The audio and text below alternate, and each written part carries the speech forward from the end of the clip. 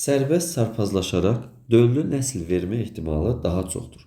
Sərbəst sarpazlaşması üçün, döllü nəsil verməsi üçün və bunun ehtimalının çox olması üçün əlamətləri, şərtləri istəyir bizdən. Kosmopolit növlər hər yerdə geniş yayılan növlərdir.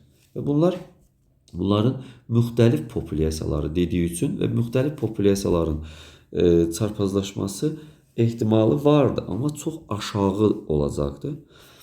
Bir növün müxtəlif populyasiyaların fərqləri eyni növdür, bir növdür. Amma müxtəlif populyasiya deyildiyi üçün yenə müxtəlif populyasiyalar bir-biri ilə görüşsələr çarpazlaşa bilərlər.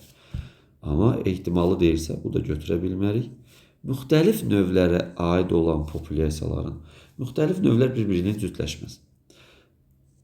Əkiz növlərin müxtəlif populyasiyalar, yenə müxtəlif populyasiyalar deyildiyi üçün və bunlar ehtimalları aşağı səviyyədədir.